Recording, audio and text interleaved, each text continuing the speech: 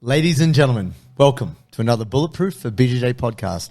I'm JT, and I'm here with the ever-glowing Joseph Worthington. Busted up my finger at training yesterday. Oh, that no finger? big deal. You see it's all swollen and shit He's right like, there. he's been showing it to me all morning. He's like, see this finger? It's swollen. I'm like, yeah, apparently. Thanks a lot. Ladies and gentlemen, if you've got aching joints like that, but we feel you, we are talking about fixing your aching elbows. This is a problem. The scourge of any good jiu-jitsu man or woman is your forearms and elbows feel so sore and so tight you can barely grip. And this is going to have flow-on effects to your wrists. You know, your wrists might feel so tight that you can't even do a push-up. I know there's a few people out there feeling this. There is, I think for a lot of folks, it might not stop them doing things, but it's just that their elbows might ache a lot. Yeah. And it probably doesn't ache when you do jiu-jitsu. It's probably afterwards when Yeah. you're lying in bed, you're like, oh, fuck my elbows. Yeah. Or maybe you're in the gym and you're doing, you know, your first set of pull-ups or whatever, and you're like, oh. Yeah, and typically this is misdiagnosed. People go, I've got problems with my elbows, better go to the doctor. Doctor's like, you've got tennis elbow. You shut the fuck up.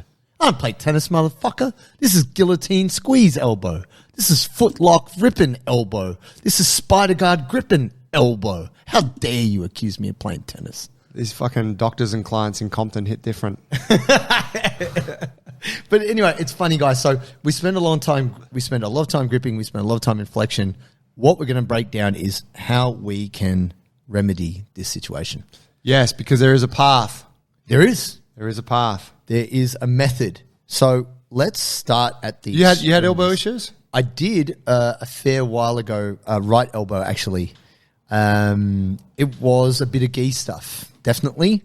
I was playing a particular guard and I was just holding on for grim death on the lapel. A lot of lapel guard stuff. Yeah. And it just required me to have like an unrelenting grip.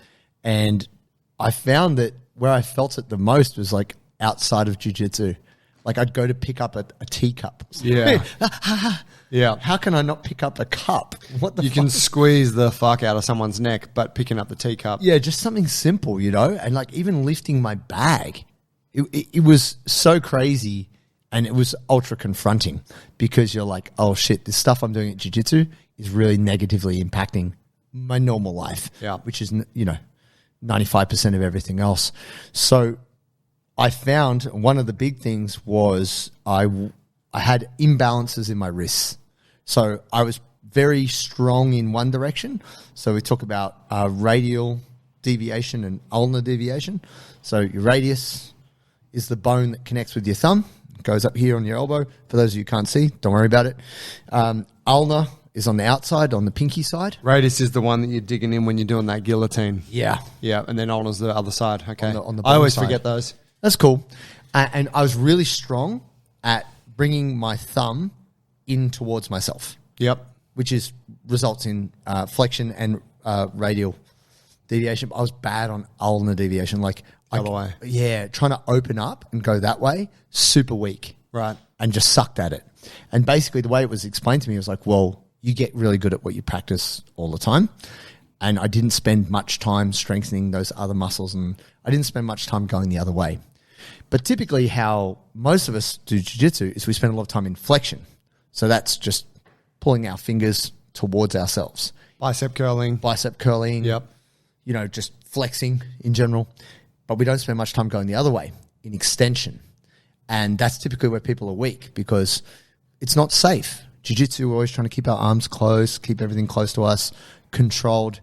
And going into extension, whether it's your wrists or your elbows, it feels vulnerable. You don't want to extend your arm because you might get armbarred. You don't want to open up your hand. You might get wrist locked, whatever it might be. Yep. So when it comes to, we're going to talk about wrists before we go to elbows, my friends. We have to spend a bit of time opening up because if we spend too much time in one direction, we will invariably create an imbalance the other way. And ultimately, this can lead to overuse injuries and pain that we don't need. So, Mr. Joe, you spent a little bit of time in extension with your wrists. Can you tell us about that? You throwing to me right now? Like a baseball pitcher, like boom, catch it. Hey guys, great to be here. I spent a bit of time. When I was deep in the movement piece. did a lot of handstands and shit, a lot of planche stuff, which, you know, is kind of the opposite position that we're talking about, right, for most grapplers. The thing for me at that time was that I wasn't really aware of my wrists or really even my elbows. I was just thinking like, let's just get strong. And so I'm going into these positions and I cooked my wrists initially. Oh, wow. Yeah, because I just went in sort of without really, I was kind of oblivious to the loads that were going through my hands, and was doing a fuckload of handstands and all that stuff.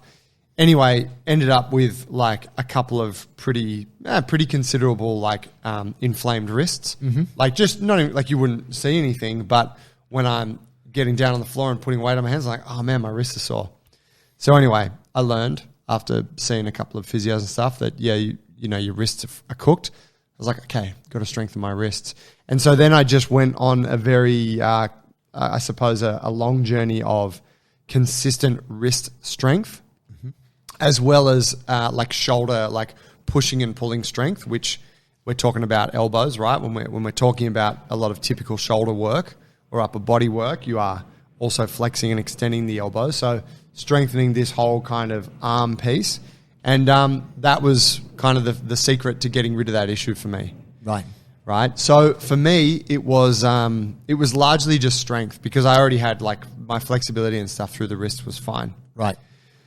But when I've been working with other people on this, I find often that the limiting factor is initially it's their flexibility or lack of. Yes. And it's just simply that their wrist doesn't move a lot. Fully. Yeah, and they can't get into strong positions. So if you think about it like this, like if you can't comfortably put your hand on the ground, drive all of your weight into it, and then lean forward to the point where your arm is vertical, so that's more or less a 90-degree, wrist flexion, wrist extension. If you can't get comfortable there, when we test it in that way, well, if you're on the mat and, whatever, someone's trying to shoot a single on you and you're like posting on the floor, you'll probably do it in the heat of the moment and you won't feel any issue there, but you will likely pay a price for it, right? Indeed. You will be like accumulating damage at the wrist joint because you're constantly going into a loaded position that you don't actually own. Yeah. So for most folks, I find it's like, let's build the flexibility first, and then it's all about getting super strong through those wrists. Yeah, I think the thing that helped me a lot was making sure that I actually did a dedicated wrist warm-up before I started training. Now, I actually had this – I first experienced this before jiu-jitsu. I had a freight handling job back in uni. So I'd do it started at 4 a.m. This is out at like Star Trek, which is a big – kind of fuck yeah, I love those movies. Such may the package be with you. No, Star Trek is a huge. Just kidding, guys. I don't fuck with sci-fi. I mean, not that sci-fi anyway. I like the cool shit. Yeah, not that fucking nerd shit. Easy now. Star Trek can get the fuck out. Klingons are coming for you, bro. Don't talk smack. You're gonna get the death touch, dog. Stay on track here, Joe. Stay with me. Sorry. Basically, 4 a.m., they don't give you a warm-up. They're like, get in the back of the pan, start offloading packages as fast as you can for 3 hours, 15-minute smoko, smash some food, whatever, another 2 hours in the pan, off to uni. Smoko, for our overseas listeners, is the quintessential labourer's break that you would take mid-morning. Yes. It's enough time for a cigarette and a chocolate milk. Or something. Or a meat pie or, Yeah. So you don't have foods. You don't have to smoke, but it's still called smoko. Smoko. Yeah. Smoko. It's the best. Yeah. Yes. So funny. Americans are like, what did he say? Yeah. Sorry, guys. That's what it is. It's a quick break. But I found after about a month, my wrists were so sore because they're literally throwing boxes at you and you've just got to take the impact and put it on the conveyor belt. And I talked to a physio and he said, oh, do you do a warm-up? It's like, it's 4 a.m. It's freezing. We're in a huge factory. Who's doing the warm-up? He's like, well, you do exercise. Don't you warm up before you do your other exercise? I'm like, yeah. He's like, well, I want you to do a wrist warm-up. And I was like, oh, imagine. So I was like 19. I was kind of sure, whatever you reckon, buddy. Made a massive difference. So here's the thing. I've actually seen judo players do it where they are warming up their fingers and their grips, and they're even massaging, doing before they start actually gripping and competing, actually doing a bit of self-massage through the forearms and getting the blood flow in and around the joint so that it is more elastic before it takes the stress. You're like, wow, that makes a lot of sense. But people just don't do it. Yeah. So 2 moves that I love. One is the trapped fist press. Great move for just trying to open up through stretch, through flexion, if people don't have proper flexion. Notoriously, you taught that one to Shanji and to Hinger. I did, and they were both like, you could, tough men, world championship men going, why? It's like, yes, I submitted them with flexibility. And then the other one is the palm stretch, which I actually got from you, Joe, which is essentially going into extension, but the next step on that is to lift, like keep the fingers and the edge of the palm, but lift the main part of your palm off the ground. Yeah. It's a brutal stretch. You feel all the connective tissues through your hand into your wrist and your forearm. So just by doing those 2 things pre-training, I find grips feel a lot better. Yeah. Yeah. I'm all about those. I actually think like for me these days, I will do some form of wrist mobility before any training. Yep. And it's, like you have your little routine that you go into, but just sort of getting down on the knees and like hands on the floor, even if it's like 30 seconds, 60 seconds, I'm always doing something. And I notice for sure that the days after I've trained jiu-jitsu, my wrists are tighter. Yes. And you think about it, and this will probably speak loudly to the tradespeople or anyone that's working with tools. Manual work. Yeah, that when you're working with tools or you're grappling or anything that involves gripping, you are using all of these muscles that close your hand and close your wrist like a lot, right? And it's making you super strong. It's a great thing. But the trade-off is the next day, those things are usually pretty tight as well. So when you go into these stretches, which are pulling you the other way, you're like, fuck, man. Like it's really uncomfortable. Feels brutal. And if you teach that shit to someone who's been swinging a hammer, right, for like 30 years and they've never, like it's full on for them. It's pain. Yeah, it's some out of body shit. It's pain town. But so, yeah, it's those 2 drills are great, super important. On that, I think we've got shitloads of videos on it. We do. We have a great Instagram video and YouTube of, both Instagram and YouTube, a great routine with the golf club. So there's a bunch of stuff. You can either do it with a hammer, a club if you're into club bells, or just like a putter. Yes. Right? Well, now we're going to a different set of drills though, aren't we? We are, but in terms of, because that's when we go into that ulnar and radial deviation, the next step on this is to go to the elbows. Just tell me this to clarify why, if we're talking elbow pain, yes, what's the relevance with wrist? Let's think of the hands as feet. So, like, you want to use your fingers. Your fingers are mainly connective tissue. The muscles that are responsible for the movements of your fingers exist in your forearm, which are directly anchored at the elbow joint. Part of the reason, or the majority of the reason why you're getting pain at the elbow is because you're doing too much of one thing with your hand and the wrist and not the other. And so this imbalance, that's where the pain strikes. So yeah, right. And so you'll be building, so if you think about the elbow joint, you'll be building huge amounts of strength on one side of that joint, i.e. the one side of your forearm, but maybe neglecting the other side, which is leading to an imbalance. And typically they're smaller muscles, but so the muscle which is mainly in question is brachioradialis, which is just kind of the meaty muscle, and it goes from the thumb and wraps around the elbow there, and that's where people get pain. Yeah. And, you see it, generally you see it, older people play tennis or golf, they'll have like a strap that goes around there. They'll like have a little tightened strap, because what that does is that kind of cuts off the tension around the tendons. Takes a bit of pressure, so they can move it more easily. But you're basically it's just a blocker for the fact that you've got this pain and this problem that you need to address. Yeah. So we can talk a little bit about preparation here before we get into elbow movements, which is soft tissue prep, because this actually makes a huge difference. And you actually did a video on it recently, Joe. Yeah. I think we put a couple out there. Again, both Instagram and YouTube. There's plenty of techniques you can follow there that we've put out. But yeah, look, I'm a huge fan of forearm massage. Yep. And I'll often just do like myself, right? But probably the most effective way for most people is going to be like a massage ball, like a lacrosse ball, and getting in there and then getting down onto a table or a bench and then pressing some weight into it with the other hand and just moving up and down. Now, it's I think I think what's important when you're kind of learning to kind of massage your own tissues. You love to massage your own tissues, Joe, is that what you I said? do, yeah, especially when we're talking about that wrist strength. You know? It takes a bit of ulnar radial Deviation, yeah. You can admire it on both fronts during the event. Look at that deviation. God damn. But Joe when you is go a to deviant. someone who's like really good at massage, you'll notice that they're able to like work through superficial layers of tissue in order to get to the more underlying shit. You'll be like, holy shit. Like I remember having some work done on my forearms by a couple of people and just being like, oh my God, like they're fucking inside my forearm, right? Like it's full on. Rough. But that's kind of what it takes. Like if you just kind of poke around the top, around the outside, it's nice. And for some people that might be really tender. might be tough, yeah. But for me, I've like, after having those couple of experiences with a good remedial, like massage therapist or chiro, whatever, I'm like, holy shit. Okay. I know a couple of spots where I can like get into the deep shit.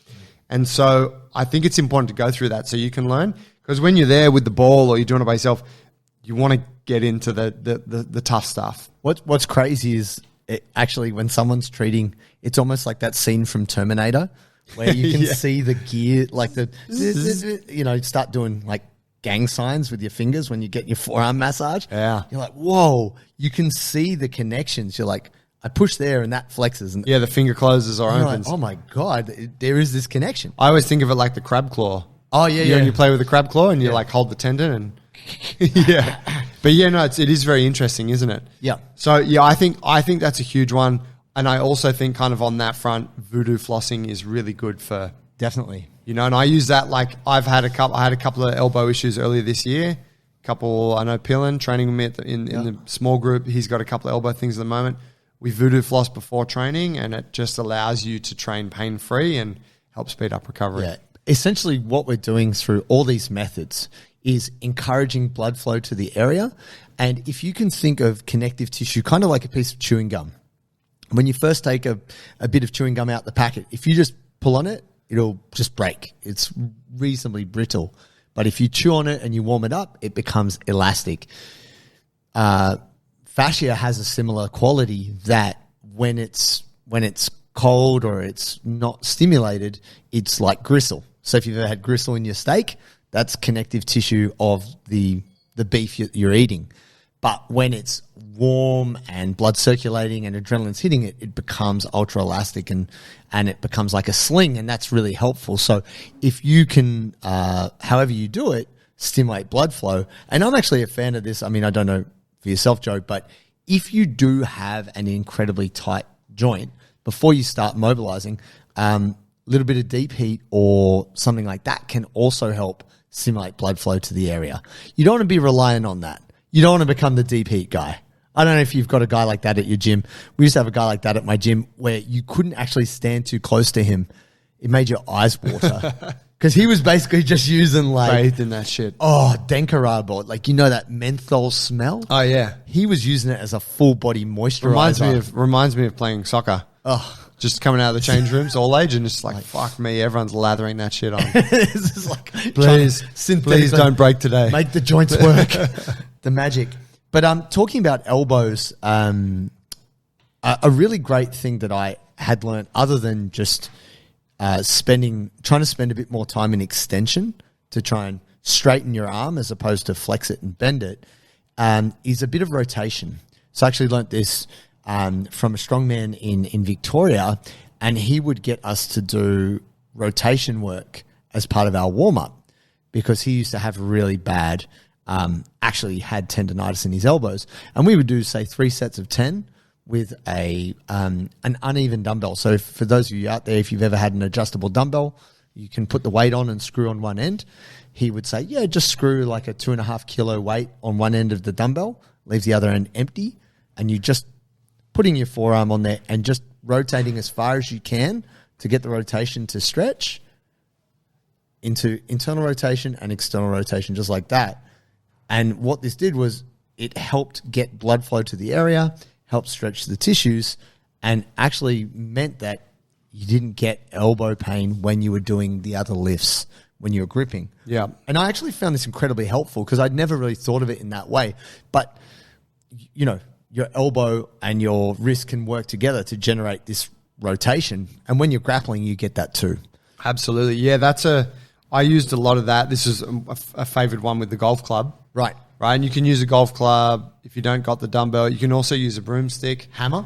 Yeah, you can use a hammer. Yeah, Raspberry Ape likes to do that. He loves a hammer. Yep. And it's a cool look. But that's right. It's warming up the supinators and the pronators of the elbow. And if you're looking at like your down, if you're doing your bicep flex and you get a bit of rotation, you get a feel for that right down in that corner of the elbow and then up here.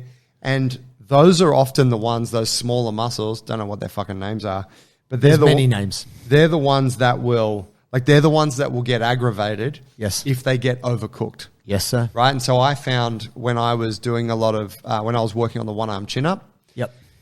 I got, I can't remember, golfers or tennis elbow. I think tennis elbow. And it was because there was so much load on those supinators that I was like, fuck. And it was like, I had tendonitis. So it basically meant I couldn't really train. Yep. Or if I just kept training through it, I would just continue to have the pain. Yes. But using those drills, using that supination and pronation, it actually allowed me to strengthen it and get rid of it. Yeah, and I think that's the thing that we got to talk about here, guys, is that oftentimes soreness isn't just an indication of like tight. Yeah, it can be, it's tight, it's sore. This is the association. But pain can in a joint and around a joint can be associated with weakness. If you have a really strong joint, it's usually you're not in pain. You might have some discomfort from stiffness, but it's different. So I'm going to throw to a totally different group of people now. Louis Simmons of Elite FTS, Westside Barbell. What was Elite FTS? So Elite FTS was like the training group or like group of lifters who, some of them had actually left Westside. Right. But it was a group of guys who were very famous who came under the Westside Barbell system to make the Elite FTS program. But they would talk about tricep. They spend heaps of time doing tricep work to help balance out how much they're gripping and pulling through deadlift, because their forearms and elbows would get absolutely fucking cooked from that. And also we're going to talk about the role of the shoulder next, but being internally rotated all the time and benching, that created a lot of problems down at the elbow as well. So Louis Simmons used to get his guys to do a shit ton of tricep extension work to try and strengthen these muscles here and help stretch here. And for those of you out there, if you've never done it, even though it's a classic bodybuilding move, which is like a rope pull down on a cable, you actually have to like open this up and you've got to do that kind of radial deviation move, ulnar deviation move. You've got to pull down and extend your arms and point your thumbs down to the ground to get a really good contraction. This helps stretch brachioradialis, stretch bicep, help open up all these muscles that you actually spend all your time shortening when you're doing jiu-jitsu. So most jiu-jitsu guys I know, other than Giancarlo Baldoni and Gordon Ryan. Fuck, Giancarlo looks like Captain America now. He's not getting Satoshi Ishii posted a photo. I'm like, bro. He's looking pretty big next to Satoshi. And Satoshi's huge. He's a fridge of a human. Most jiu-jitsu guys have shit triceps. I'll say it right now. Like, only the elite grapplers have good triceps. Most of them are very good. That's like saying you have a rubbish guard, but in the strength realm. In the strength realm. Just if someone said you had shit triceps. Like, whatever. I don't care. Pass my fucking guard. Yeah, try. It's like, so here's the thing, guys. If you're wondering why you might have just this recurring elbow pain that you can't shake, it can be that there is a strength imbalance there. Yeah. Yeah, I think like if we're, so we've touched on a few things, right? But if you're like, I got a bit of elbow pain, the first thing I would say is like, are you stretching your wrists, right? Flexion, extension, like we talked about. And then are you doing some elbow strength? Yeah. Which is some bicep work, some tricep work. Yeah. And what would that look like for someone? I'm like, one exercise, do 5 sets a week. Yeah. Just do it on one day at the end, like it's not crazy stuff, right? No. But I do think what the key is there that is maybe overlooked by like typical kind of strength enthusiasts is really focusing on working to the very end range. Sure. Right. So if I'm doing my tricep extensions, like you said, I'm really working to get that last little bit of extension. Yep. I'm working through that, even if it means I can't go quite as heavy. Yeah. Because the ego will often get in the way and you'll be course. like, oh, I can get like 90% range. Yeah. Right? But you're missing that little bit. Yeah. And as we know, jiu-jitsu is going to demand that last little bit. All the way through. And then same for the bicep work. Yeah. And here's the other thing I'd say too. For some of you out there, you're expecting to hold another person your own weight with one arm. At some point, you know, your grip gets broken and you're trying to hold on like this. That's like trying to hold your weight in a one-arm chin-up. If you've never trained that kind of load, of course your tendons and your muscles are going to get overloaded. Some people actually just really weak through these muscles that are hurting. So someone, and I mean, this, I'm speaking very generally here, but I might be talking to you personally. If you've never done any wrist extension work or any wrist flexion work and actually spent some time strengthening those muscles and strengthening those tissues at lower weights, then you are definitely going to struggle to suddenly take this huge stimulus of gripping and pulling all the time. Yeah. Rock climbers spend a lot of time hanging, doing timed hangs to strengthen their connective tissues. That's what they're really good at because they are putting their lives in their own hands when they do this. Jiu-jitsu, you don't actually see people putting enough time into actually strengthening.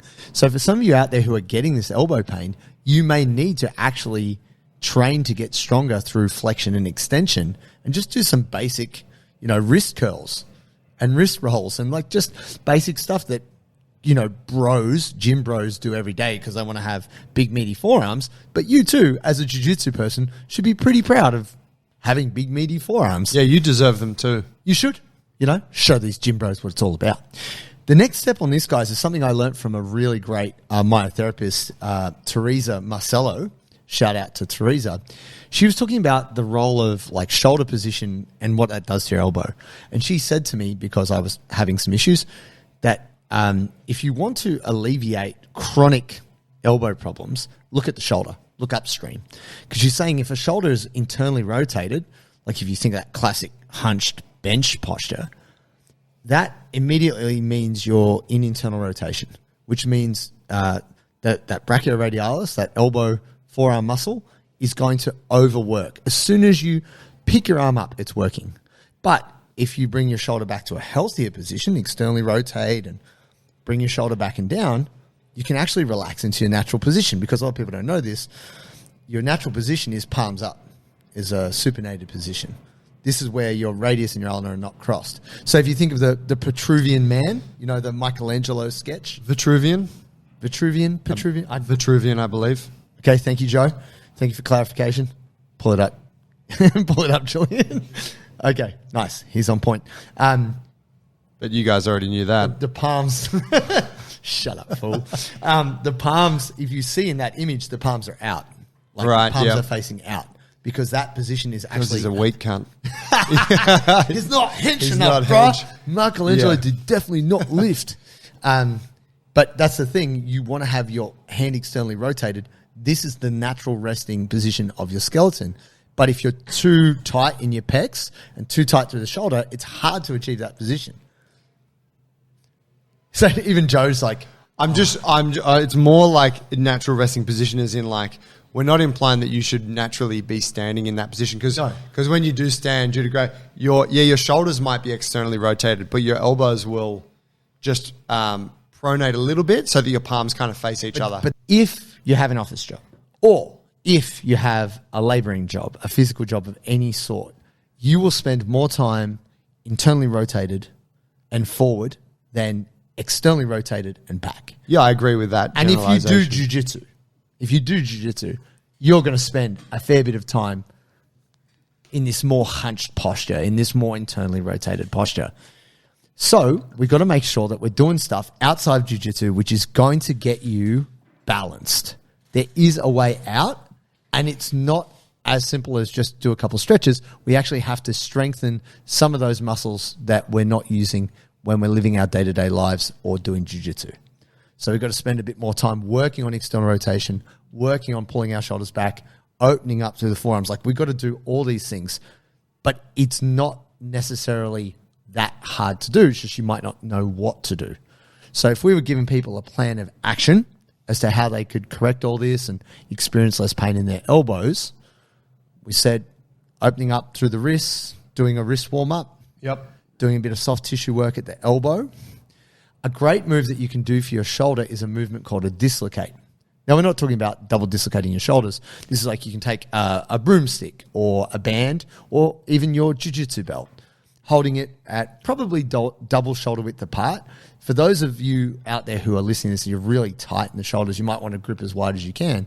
You lock your elbows out and you're going to take your arms all the way back and behind you as far as you can without obviously feeling too much pain through your shoulders, and then come forward with the ultimate goal of being able to take the belt all the way behind you and touch it to your lower back and then come back forward through a full range of motion. Yep. This is super simple. I do it on an almost daily basis, and it just reminds you of like your shoulders are pretty amazing in the way they can move, but we just don't move like that. We don't lift our arms up. We don't stretch out. Nah. And sorry. Oh, yeah, no, go back to that great drill. Take me through that step by step. So you said wrist, stretching, flexion, extension. Soft tissue work on the forearm. Yep. Also doing a bit of rotation, bit of internal, external rotation. Also with the shoulders, with the hunch posture thing, doing dislocates and then hanging. Hanging is one of the great correctors for wrists, elbows, and shoulders. And getting really tight in the lats can be something too. I used to think having the biggest, strongest lats was the best thing ever, when actually having really strong scaps, like your shoulder blades, that's probably better than just having hulking lats, because your lats are an internal rotator and that can pull your shoulder into a bad spot. So by spending a bit of time opening up and stretching, hanging has a great effect on putting the shoulder, the wrist, and the elbow in a better position. Yeah, I think hanging is a really great sort of daily drill that pretty much everyone can do. Yeah. Like unless you have an existing shoulder issue that might make it not a great choice for you. I think that like the scorpion stretch, like that classic pec stretch. Yep. Even against the wall or scorpion on the ground. I'm a big fan of dislocates too. But I do find for someone who's like super tight, A lot of pain. yeah, I'd probably not go there first, just because. What do you think could be a good halfway step? Would it be like German box hang or? Well, that's where I think like pec stretch. Just pec stretch. Yeah, just pec stretch and hanging is like a great starting point, as well as like seated shoulder extension. Right. You know, it's just like gentle stuff, but you can dial up the intensity of them. Like I would still use those drills. Yeah. Right. And then obviously, yeah, we've got the more complex stuff that feeds into that. But I think, yeah, like if you, a big takeaway from me and what we've just spoken about is like an issue at your elbow is not necessarily just your elbow. So you should kind of look at it as an approach to upper body strength training, and there should be something in there for the shoulders and getting the shoulders into a good position, even something for the upper back, which hanging does a great job of. Yep.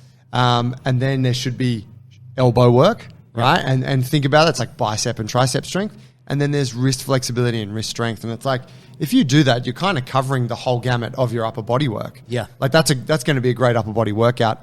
But it also means that you're hitting all the things that are potential problems that are being expressed through that pain in your elbow. Yeah. Think of the elbow pain as a symptom of something else. Yeah. And you know, this is very general advice. This isn't medical advice. This is just something for you to look a bit more broadly. And even thoracic extension. So if we think about the cat stretch, Yep. just trying to open up your upper back, that puts your shoulder in a better position too.